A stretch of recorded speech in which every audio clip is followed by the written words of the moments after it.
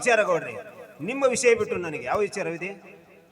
ನಿನ್ನನ್ನು ನೋಡುತ್ತಿದ್ದರೆ ಬೇರೆ ಯಾವುದೋ ವಿಚಾರದಲ್ಲಿ ಮಗ್ನವಾದಂತೆ ಭಾಸವಾಗುತ್ತಿದೆ. ನೋಡು ವಿಕ್ರಾಂತ್, ದೇವಿಯನ್ನು ಸೇವಿಸಿದರೆ ತಲೆಯಲ್ಲಿ ಚಿಂತೆ ಎಂಬ ಭ್ರಾಂತಿನೇ ಬರುವುದಿಲ್ಲ. ಏನು? ನಾನು ನಿಮ್ಮ ಎದುರಿಗೆ ಈ ಸುರಾದೇವಿಯನ್ನು ಸೇವಿಸಿದೆ? ಚಚೆ, ಬೇಡ ಗೌಡ್ರಿ. ಒಂದು ವೇಳೆ ನಾನು ಈ ಸುರಾದೇವಿಯನ್ನು ಸೇವಿಸಿದರೆ ಇದುವರೆಗೂ ನೀವಿಟ್ಟ ನಂಬಿಕೆ ವಿಶ್ವಾಸ ವ್ಯರ್ಥವಾಗಿ ಹೋಗುವುದು. ಅದು ಅಲ್ಲದೆ ನೀವು ನನ್ನನ್ನು ಸ್ವಂತ ಮಗನ ಹಾಗೆ ನೋಡಿಕೊಂಡಿದ್ದೀರಿ. ನಿಮ್ಮಂತ ದೇವರಿಗೆ ನಾನು ಮೋಸ ಮಾಡುವುದೇ? ಚಚೆ, ಬೇಡ ಗೌಡ್ರೆ. ನಿಜವಾಗಲೂ ನಾನು ನಿನ್ನಂತ ಮ್ಯಾನೇಜರ್ ಪಡೆಯಲಿಕ್ಕೆ ತುಂಬಾ ಪುಣ್ಯ ಮಾಡಿರ್ಬೇಕು. ಅದು ಏನು ನಯ ವಿನಯ ಗುಣ ಸಂಪನ್ನತೆ ಗುಣಗಳನ್ನು, ಅದು ನಿಮ್ಮ ಆಶೀರ್ವಾದ ಗೌಡ್ರೆ. ನಿಜ ಹೇಳ್ಬೇಕಂದ್ರೆ ನಾನು ಎಂದು ನಿಮ್ಮ ಮನೆಗೆ ಕಾಲಿಟ್ಟು ಅಂದೇ ನನ್ನ ಚಿಂತೆ ಭ್ರಾಂತಿಗಳೆಲ್ಲ ಮಾಯವಾಗಿ ಹೋದು. ಗೌಡ್ರೆ, ನಾನು ಸ್ವಲ್ಪ ಫ್ಯಾಕ್ಟ್ರಿ ಕಡೆ ಹೋಗಿ ಬರ್ತೀನಿ. ನಿಲ್ಲು ವಿಕ್ರಾಂತ್, ಇವತ್ತು ಒಂದು ದಿನ ಫ್ಯಾಕ್ಟ್ರಿಗೆ ಹೋಗದಿದ್ರೆ ಆಗಲ್ಲವೇನು? ಹಾಳು ಮಾಡಿದ್ದು ಹಾಳು ಅಂತಾರೆ, ಮಗ ಮಾಡಿದ್ದು ಮಧ್ಯಮ ಅಂತಾರೆ. ನಾನು ಮಾಡಿದ್ದೆ ಉತ್ತಮ. ನಾವು ಮುಂದೆ ನಿಂತ್ರೆ ಕೆಲಸ ಚೆನ್ನಾಗಿ ಆಗೋದು ಗೌಡ್ರೆ. ಬೆಂಗಳೂರಿನಿಂದ ಕಾಲೇಜ್ ಮುಗಿಸ್ಕೊಂಡು ಸುಜಾತ ಬರುತ್ತಿದ್ದಾಳೆ. ಅವಳಿಗೆ ಭೇಟಿ ಆಗದೆ ಹೋಗುವೆ ಏನೋ? ಇವತ್ತು ಒಂದು ದಿನ ಏನಾರ ಆಗಲಿ ಬಿಡು. ಆಯ್ತು, ನೀವು ಹೇಳಿದಂತೆ ಆಗಲಿ.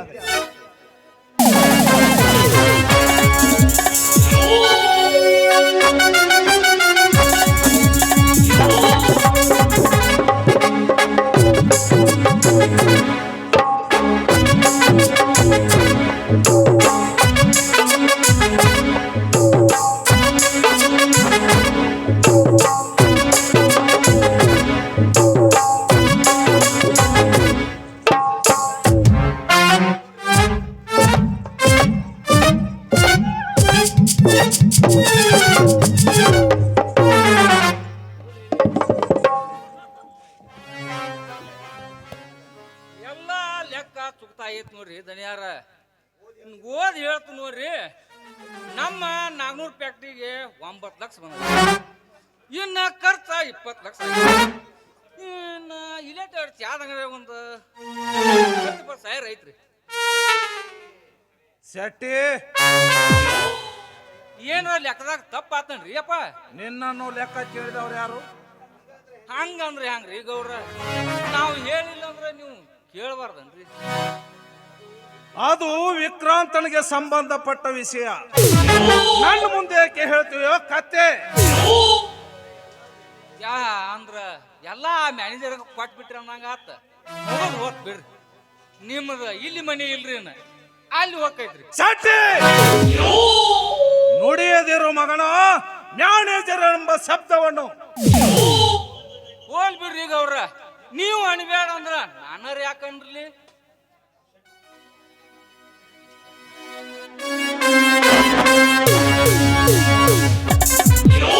ಏ ಶೆಟ್ಟಿ, ಅದೇನೇ ಲೆಕ್ಕಪಕ್ಕ ಬಾಕಿ ಇದ್ರು ಅದನ್ನ ನನ್ನ ಮುಂದೆ ಬಗೆಹರಿಸು.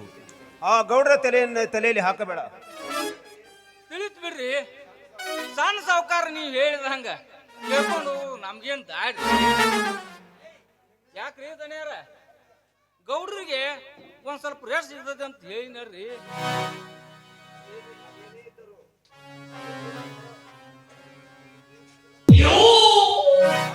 ಅದೇನೇ ಇದ್ರು ಆಫೀಸ್ಗೆ ಬಂದು ವಿಚಾರಿಸು, ತಿಳಿತೆ? ಆಯ್ತ್ರಿ ಆಯ್ತ್ರಿ.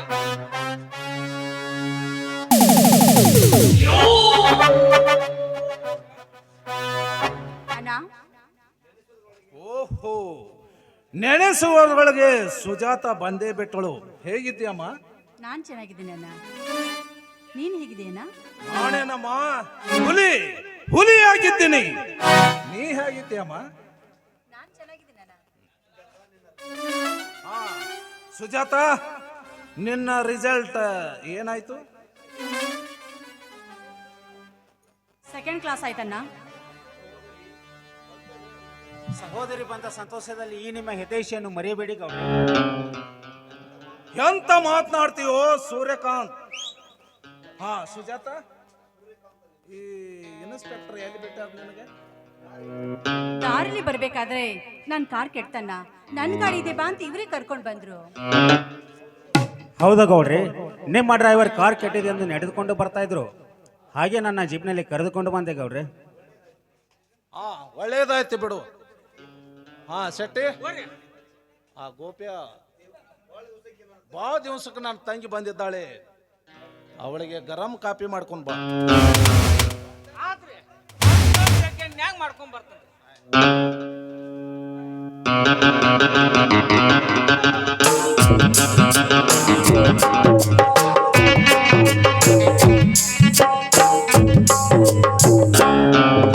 Hello Sujata, hi. ನಿನ್ನ ರಿಸಲ್ಟ್ ಪಾಸ್ ಅದಕ್ಕೆ ಕಂಗ್ರ್ಯಾಚುಲೇಷನ್ ಸುಜಾತ. ನಾನ್ ಪಾಸ್ ಆಗಿದ್ದು ನಿಮ್ಗೆ ಹೇಗೆ ಗೊತ್ತಾಯ್ತು? ನಿನ್ನ ರಿಸಲ್ಟ್ ಅಷ್ಟೇ ಅಲ್ಲ, ಇಡೀ ಇಂಡಿಯಾದ ಬಗ್ಗೆ ಥಿಂಕ್ ಮಾಡುವ ಶಕ್ತಿ ಈ ವಿಕ್ರಾಂತನಲ್ಲಿದೆ. ಒಂದೇ ಮಾತಿನಲ್ಲಿ ಹೇಳಬೇಕಂದ್ರೆ ಈ ಭೂಮಂಡಲವನ್ನು ಬುಡಮೇಲೆ ಮಾಡುವ ಶಕ್ತಿ ನನ್ನಲ್ಲಿದೆ. ನೀವಾಡೋ ಮಾತು ನನಗೊಂದು ಅರ್ಥನೇ ಆಗ್ತಾ ಇಲ್ಲ.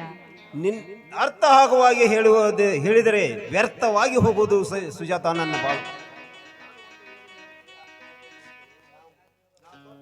ನಾನು ಹೇಳಿದ ಮಾತು ಅರ್ಥವಾದರೆ ನಾ ಇಟ್ಟ ನಂಬಿಕೆ ಎಲ್ಲ ವ್ಯರ್ಥವಾಗಿ ಹೋಗುವುದು. ನೀವೇನ್ ಹೇಳ್ತಾ ಇದ್ದೀರೋ ನನಗೊಂದು ತಿಳಿತಾ ಇಲ್ಲ. ತಮಾಷೆಗೆ ಹಾಗಂದೆ ಬಿಡು ಸುಜಾತ. ನೀನು ನಿಮ್ಮ ಅಣ್ಣನ ಜೊತೆ ಮಾತನಾಡಬೇಕಾದರೆ ನಾನು ಕೇಳಿಸಿಕೊಂಡೆ, ಅದಕ್ಕೆ ಹಾಗೆ ಹೇಳಿದೆ. ಆ ಇಂಡಿಯಾ ಬಗ್ಗೆ ಥಿಂಕ್ ಮಾಡುವ ಶಕ್ತಿ ನನ್ನಲ್ಲಿದ್ದರೆ ನಾನು ಇಲ್ಲಿ ಇರ್ತಿದ್ದಿಲ್ಲ, ದೇವರ ಸ್ಥಾನದಲ್ಲಿ ಇರ್ತಿದ್ದೆ. ಮಾತಿನಲ್ಲಿ ಬಲು ಜಾಣರು ನೀವು. ಮಾತು ಅಷ್ಟೇ ಅಲ್ಲ ಸುಜಾತ, ನನ್ನ ಲೈಫ್ ಕೂಡ ಒಂಥರ ಡಿಫ್ರೆಂಟ್. ವಿಕ್ರಾಂತನ ಮನಸ್ಸು ಅರ್ಥ ಮಾಡಿಕೊಳ್ಳೋದು ತುಂಬಾ ಕಷ್ಟ ಸುಜಾತ. ಹೌದಣ್ಣ, ಇವ್ರು ಆಡ್ತಿರೋ ಮಾತು ಒಂಥರ ಡಿಫ್ರೆಂಟ್ ಆಗಿದೆ. ಹೌದು, ನಾನು ಒಂಥರ ಡಿಫ್ರೆಂಟೇ, ನನ್ನ ಲೈಫ್ ಕೂಡ ಒಂಥರ ಡಿಫ್ರೆಂಟೇ.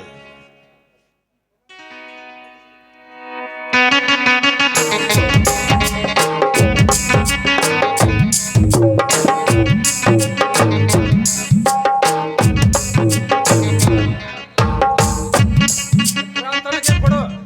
ತಗೋರಿ ತಗೋರಿ, ಇದು ಚಾ ಅಲ್ರಿ. ಇನ್ಸ್ಪೆಕ್ಟರ್ ಕೊಡು. ತಗೋಬರ್ರಿ, ನೀವು ಬೆಂಗಳೂರಿಂದ ಬಂದು ಭಾಳ ಸುಸ್ತಾಗಿರಿ, ಇದನ್ನ ತಗೊಂಡ್ರಪ್ಪ. ಥ್ಯಾಂಕ್ಸ್ ಸೆಟಿ. ಹಾಂ ಸುಜಾತ, ವಿಕ್ರಾಂತ್, ನನಗೆ ಸ್ವಲ್ಪ ಕೆಲಸ ಇದೆ, ಬರ್ತೀನಿ. ಗೌಡ್ರಿ ಬಾಯ್.